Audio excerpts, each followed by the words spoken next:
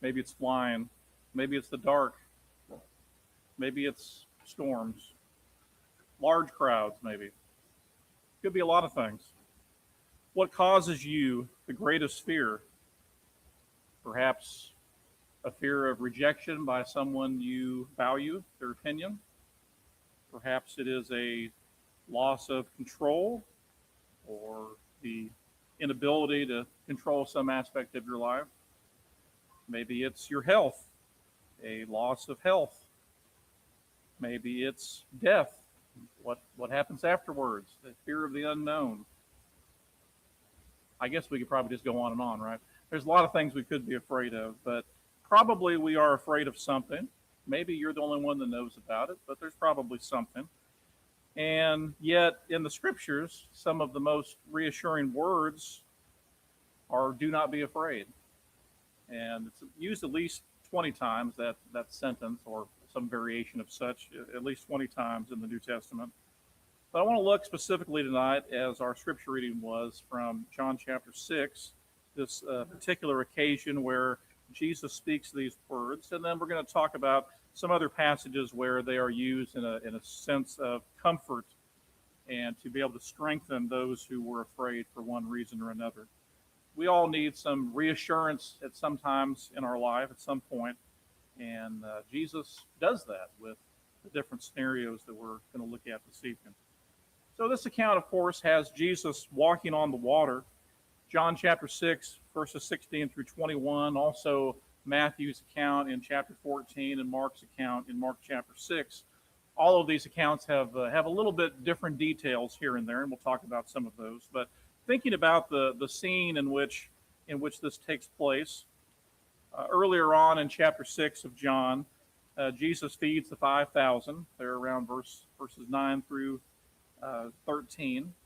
And of course, the crowds are amazed. They are very impressed with what takes place there. In fact, they believe Jesus to be like a prophet, like Moses. And the crowd intends to take him by force to make him king, verse 15 of John chapter 6 talks about.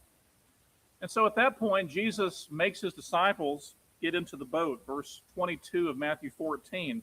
He made the disciples get into the boat and go ahead of him to the other side. And then he goes and he releases the crowd, sends the crowds away. And we find out that at that point, Jesus has gotten rid of all these people, and he withdraws himself to the mountain to be by himself. Matthew and Mark's account talks about he wanted to pray, and we can appreciate that. Talked about that in a lesson not very long ago. He prays a long time there by himself. So you can appreciate that, all these people, all their attention that they need, and then the disciples being right there. He sends them on their way in the boat, and there he's by himself in prayer, and we see that taking place. Well, the disciples find themselves in a little bit of an issue or a dilemma. It's evening, of course, and the disciples are in the boat going across the Sea of Galilee. They're a long distance from land. Matthew 14:24 says. Mark's account in chapter 6 and verse 47 says they were in the middle of the sea. John's account in verse 19 of John 6 says they had rowed about 3 or 4 miles. So all of those things are true. And we see them being 25 or 30 stadia away. A stadia is 600 feet, so it comes out, 3 or 4 miles. And so they're a ways out there. And John's account says the sea begins to stir up because a strong wind was blowing in verse 18. Matthew's account says they were battered by the waves, for the wind was contrary. And then Mark's account in chapter 6 and verse 48, they were straining at the oars, for the wind was against them. So you think about this scene, all these different little variations of descriptions that are given there, and it's not a great situation. The waves are rough, the wind is blowing, it's contrary, it's against them, and things are not going so well. They're kind of out in the middle of it, and it's not going so great. But we know that Jesus sees them, In Mark chapter 6 and verse 48, he sees them as they are then straining at the oars.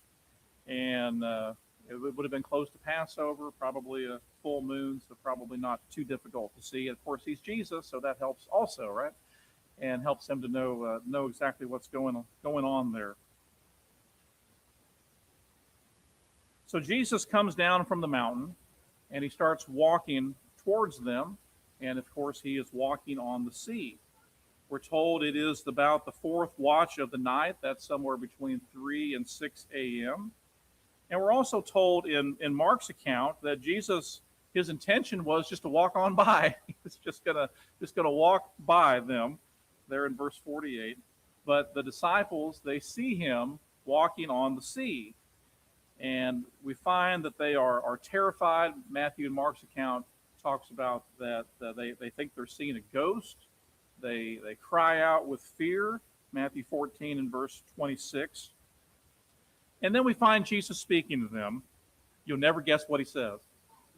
He says, "Take courage, it is I, do not be afraid." That's Matthew and Mark's account. John's account, "It is I, do not be afraid."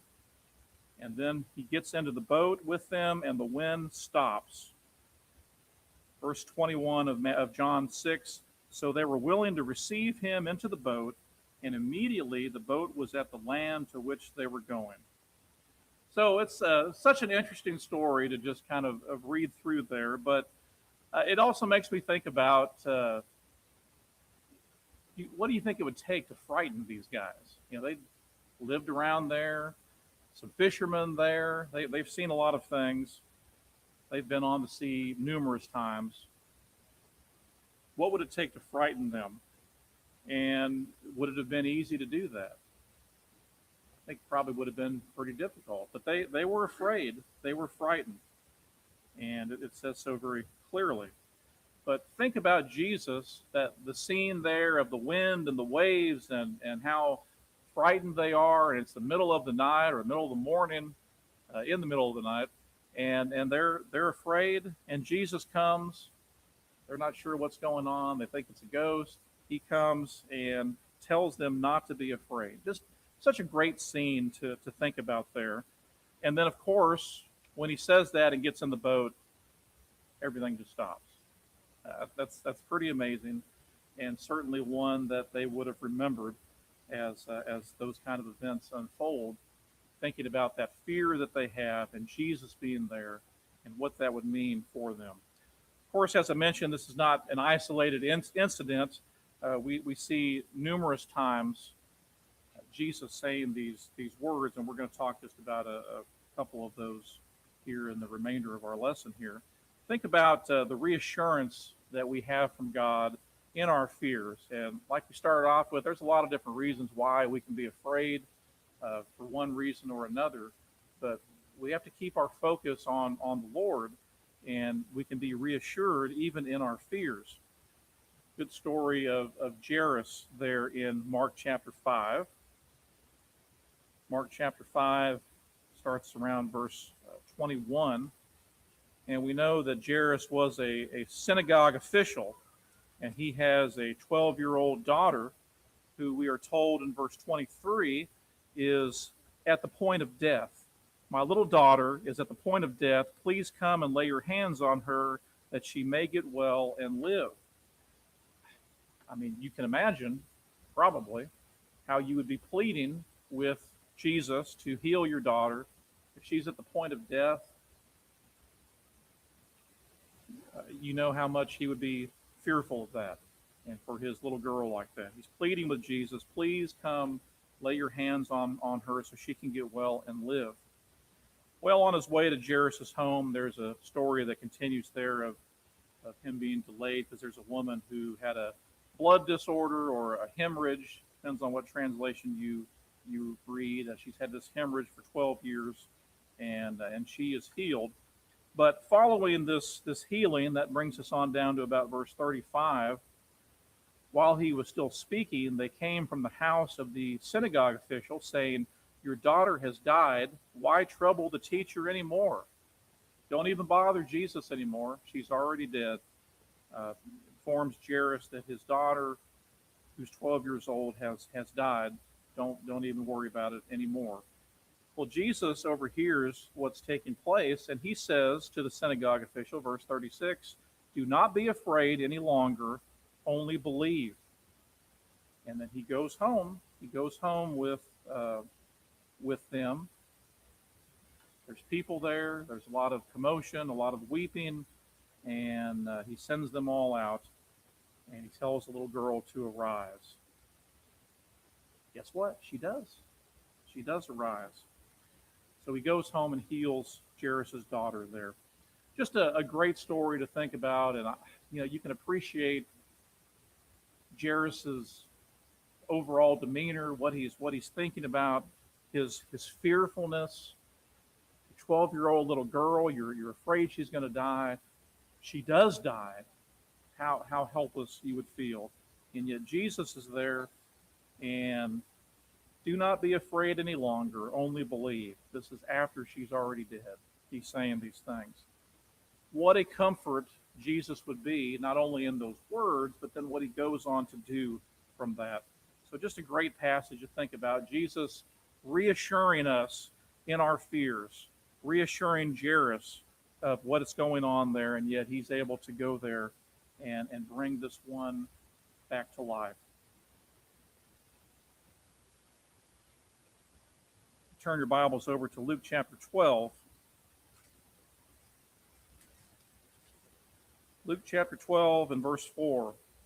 My friends, do not be afraid of those who kill the body, and after that have no more that they can do. Jesus talks there to his disciples. Don't be afraid about those that can kill the body, and that's all that they can do. That seems like a lot, doesn't it? That seems like a lot. If somebody can kill your body, that's a lot. That is a lot. That's something that anybody would be fearful of. But of course, there's more than that. When we're thinking about our faith, we're thinking about our spirituality, our reliance upon the Lord. He goes on to say in verse 5, but I will warn you whom to fear. Fear the one who, after he has killed, has authority to cast into hell. Yes, I tell you, fear him. So there's something more. There's something more to be fearful of than just if you were to lose your life. Of course, we all read that and we think it's a pretty big one there. You're going to lose your life, but what about your soul? There's something more than just your life, because our life is not just going to end here and then that's it. There's something more that we are to be concerned with. And we read about this so many times. We talked about this in our study of Revelation, and we've been talking about that at different points and different lessons. But there's eternity that we're thinking about. Life doesn't just stop here, and if you die here, that's it. There's eternity. And where do we want to spend eternity? Because we're going to have eternity somewhere. Where is it going to be? With the Lord or without the Lord? Is it going to be an eternity of life or judgment? Where are we going to go with that? Fear the one who, after he is killed, has authority to cast into hell. No matter how evil people can be in this world, they don't have that kind of authority. No matter how bad man might be, sure, they can kill any of us, but they can't do more than that. But fear the one who has the authority even more so than that. And that's something that we have to consider. Don't be afraid of these over here. Be afraid of the one who has real power and real control. Be understanding of who he is. We're trying to serve him. We're trying to follow him and do those things that are pleasing to him. Be more fearful of him than we are of those in this world. Hebrews 13 and verse 6, a quotation from Psalm 118, says, the Lord is my helper. I will not be afraid. What can man do to me? Again, that's easy to say. Oh, yeah. But when it comes to a comparison between man and God, it's not even a comparison. There's so much more we should be thinking about with God and who he is. The last one tonight.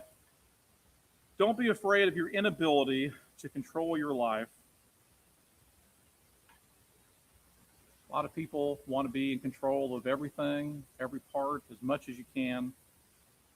A lot of things we just can't control. A lot of things we just don't have any control over. And it's probably nerve-wracking to think about all the things we don't have control over. You can drive your car from one place to another, and you can control a certain aspect of that. There's a whole lot about driving that you don't really have control over. What happens on the road, what happens with other drivers, any number of other things. It's not just you and what you can control. There's a lot of things we don't have the ability to control. There's a lot of things we just don't have control over to begin with. Where you're born, who your parents are, your genetic makeup. Nope, no control over any of that. You may be more predisposed for certain illnesses and diseases than somebody else. You don't have any control over that. But there's just a lot of things that are beyond our control. So, when we think about that and we want to be in control, we want to have as much control as we can, and yet that's often counterintuitive to really what we should be focused on. Verses 22 and 23 of Luke chapter 12, Jesus says, "Do not worry about your life as to what you will eat, nor for your body as to what you will put on.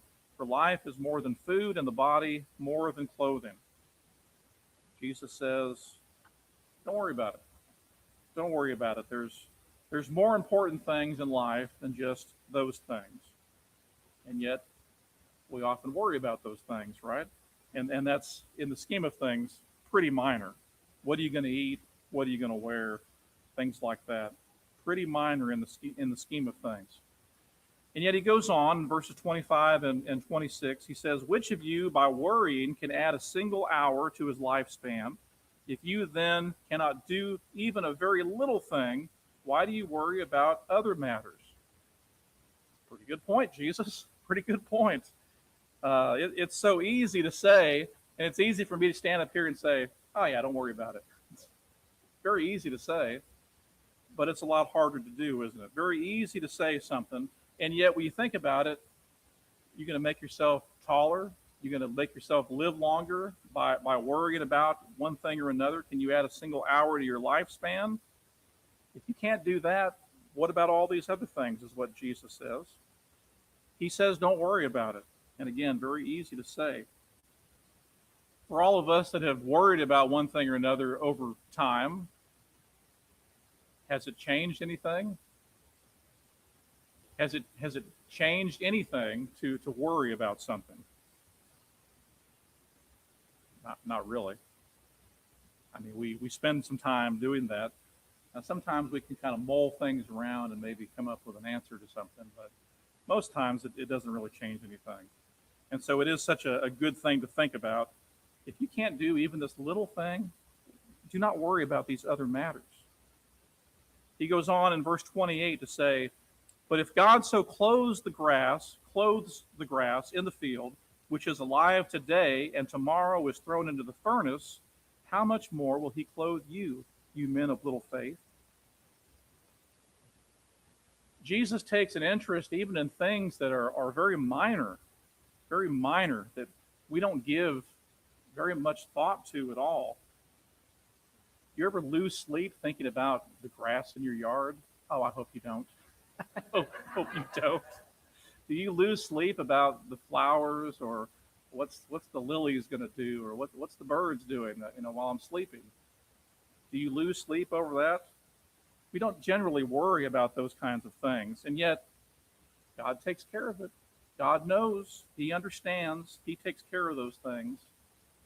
He's has plans and things that go on even for things that are here and pretty one day and dead and thrown in the furnace the next day. Even things that are so minor like that.